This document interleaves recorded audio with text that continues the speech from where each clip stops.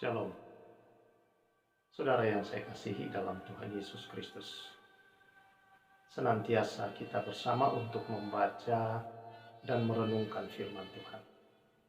Karena firman Tuhan itulah pelita bagi kaki kita dan terang di jalan hidup kita.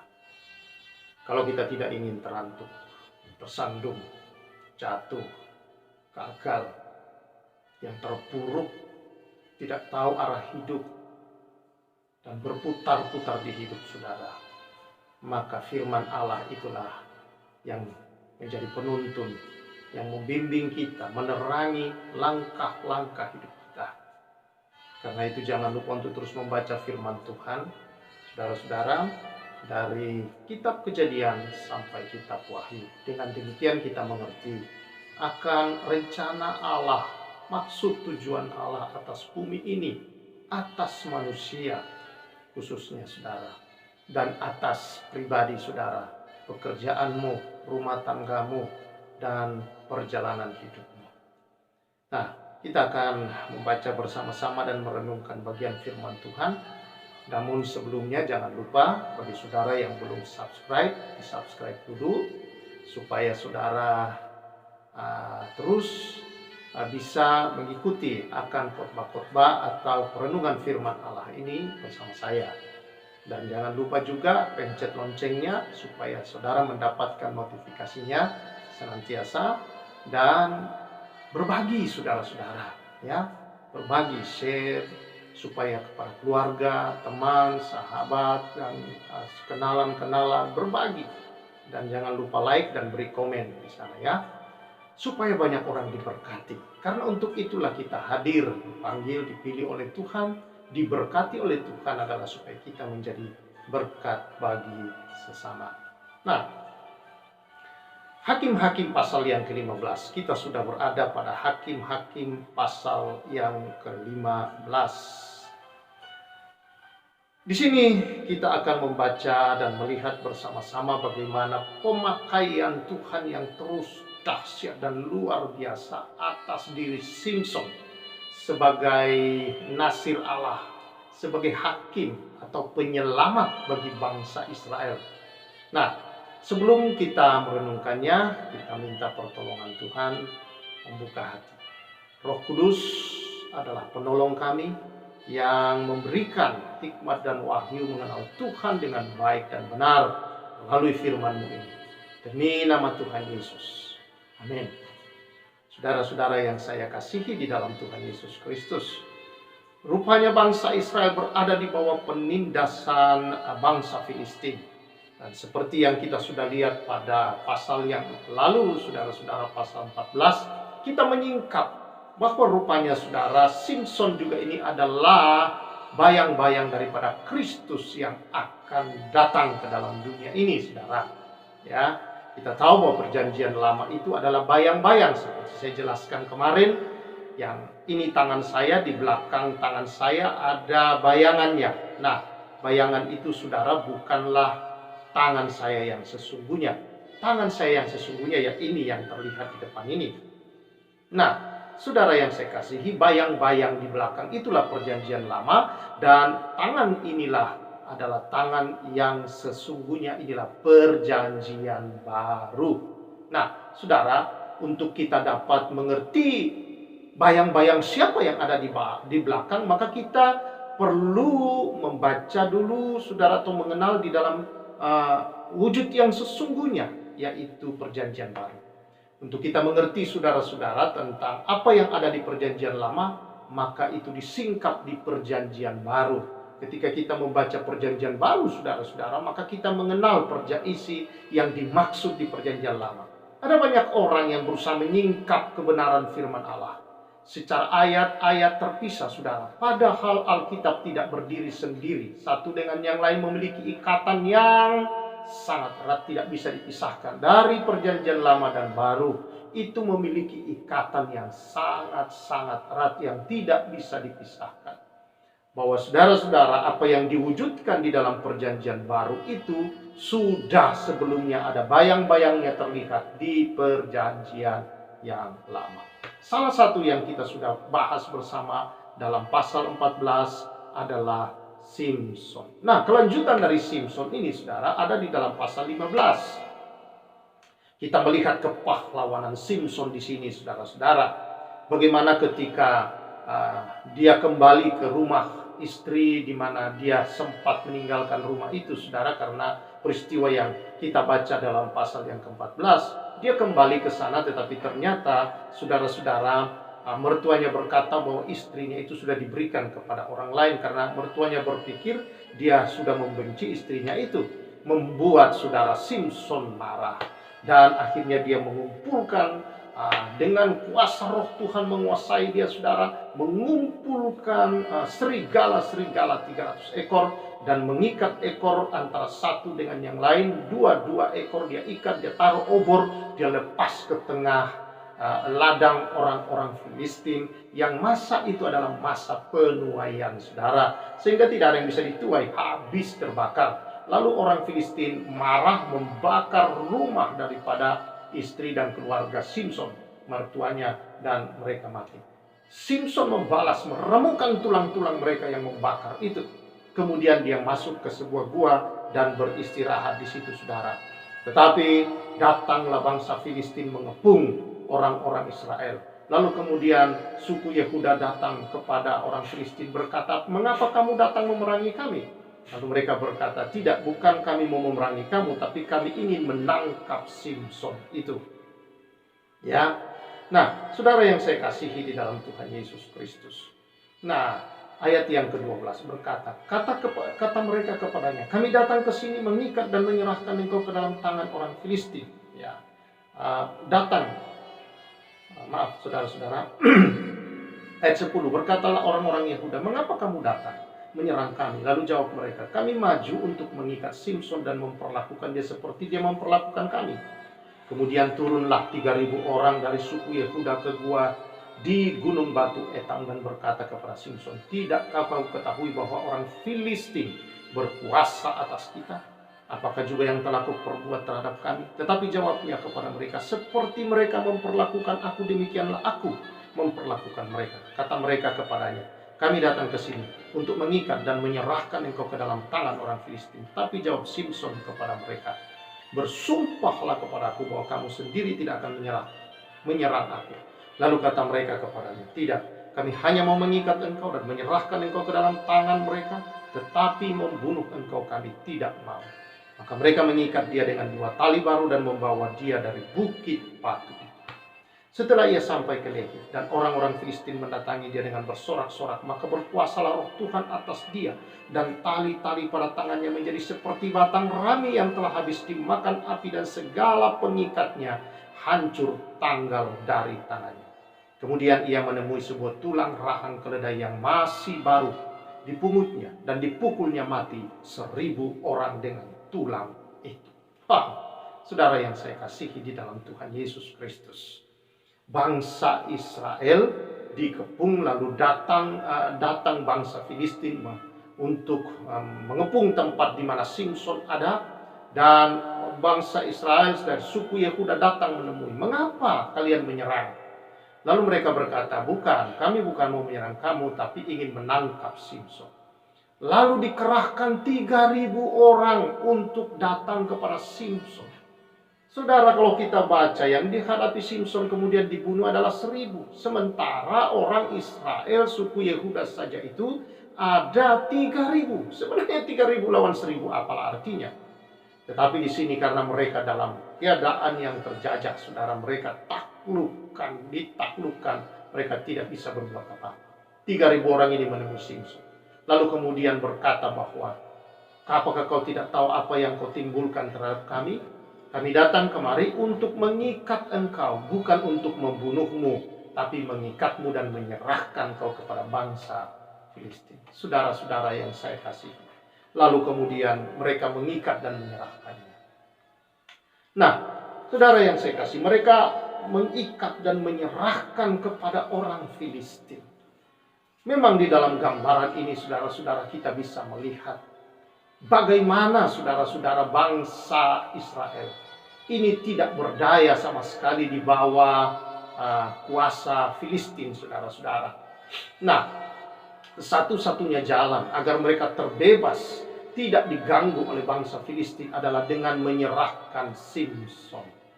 Mereka mengikatnya dan mereka menyerahkannya kepada bangsa Filistin. Inilah yang kita lihat, saudara. Salah satu bagian ini berbicara bagaimana bangsanya sendiri mengkhianati Kristus.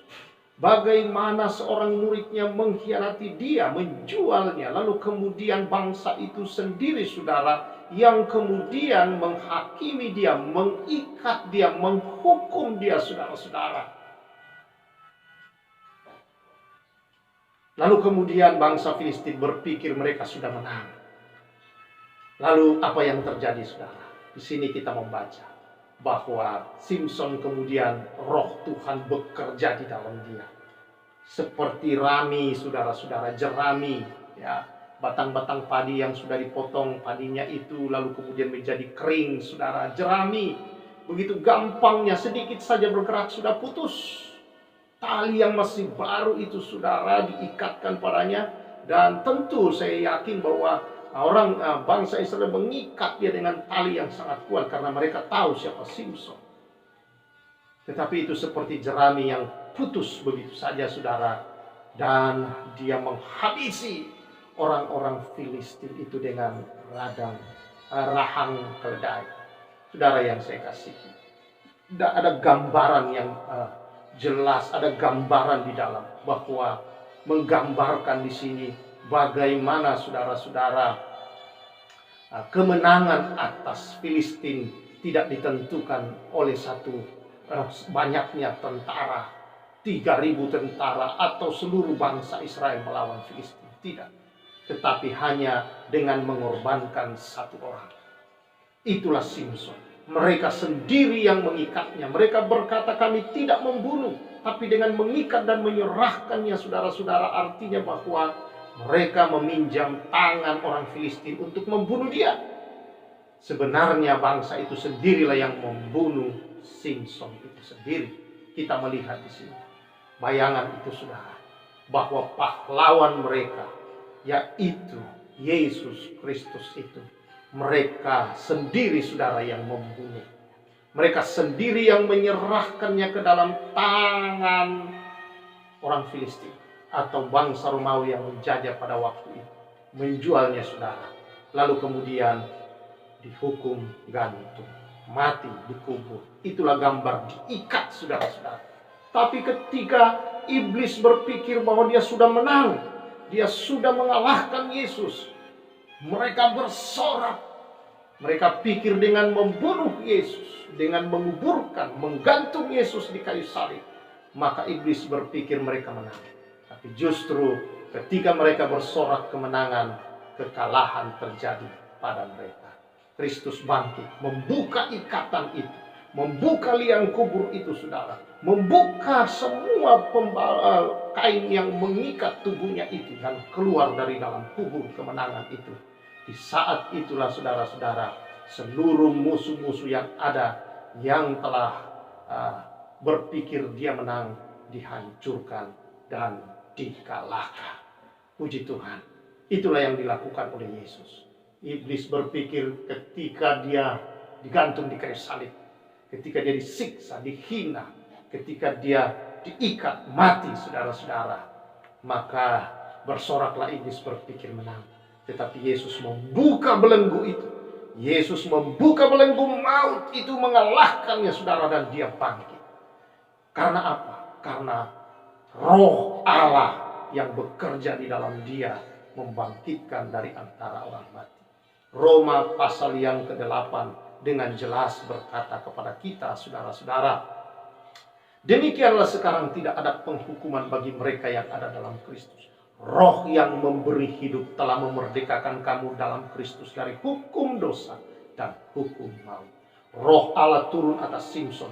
Gambaran Roh Allah bekerja di dalam diri Yesus dan membangkitkan. Di ayat yang ke-11 dia katakan demikian dalam Roma 8. Dan jika roh Yesus, roh dia, roh Allah yang telah membangkitkan Yesus dari antara orang mati diam dalam kamu, maka ia yang telah membangkitkan Kristus dari antara orang mati akan menghidupkan juga tubuhmu yang fana itu oleh rohnya yang diam dalam kamu.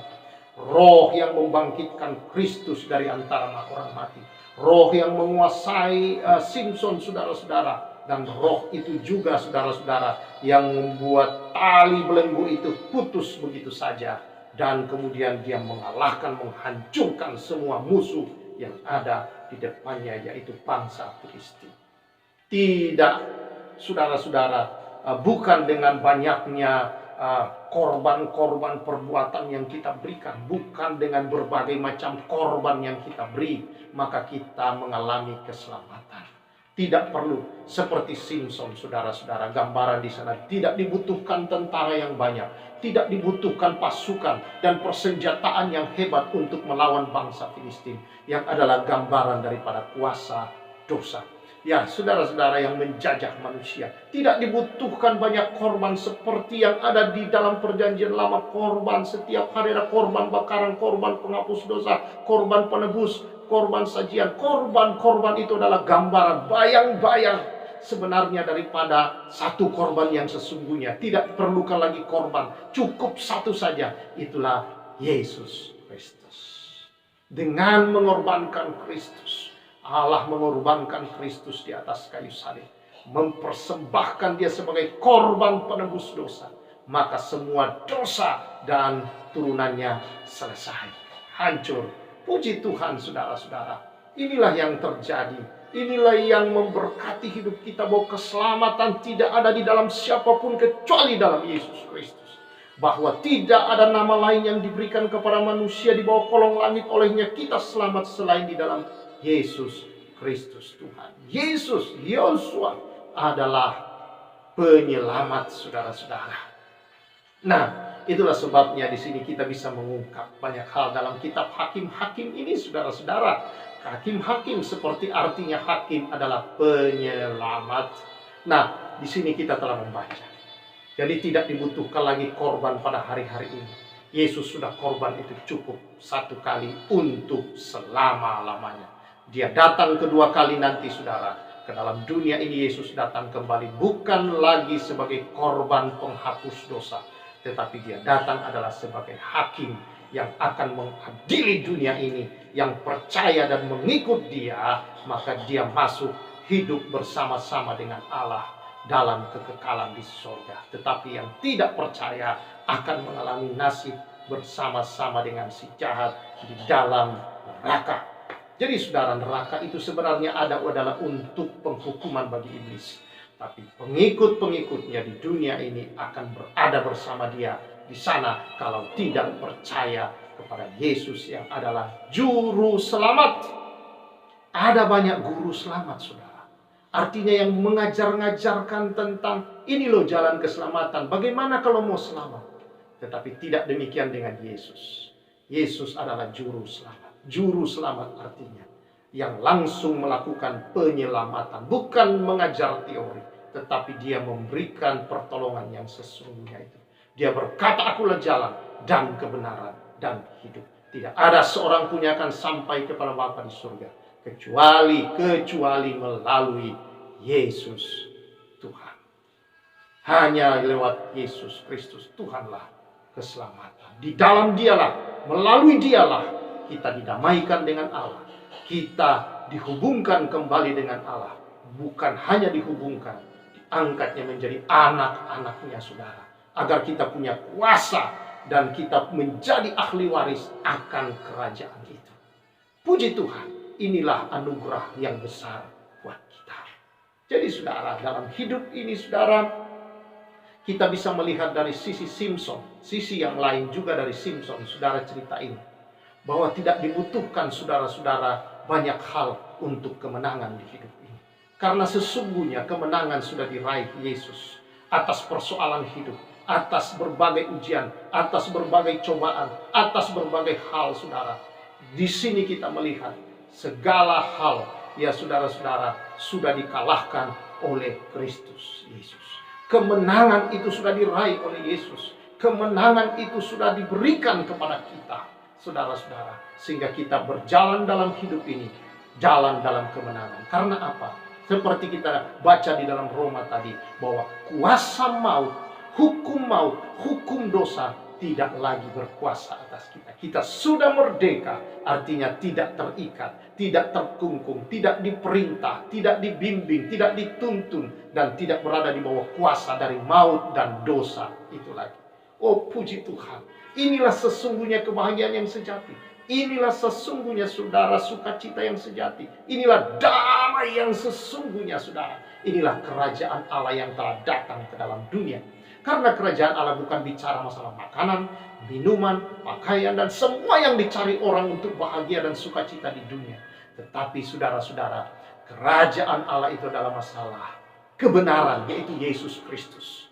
Damai sejahtera dan sukacita yang oleh Roh Kudus. Roh yang memerdekakan kita dari hukum dosa dan hukum maut itu saudara.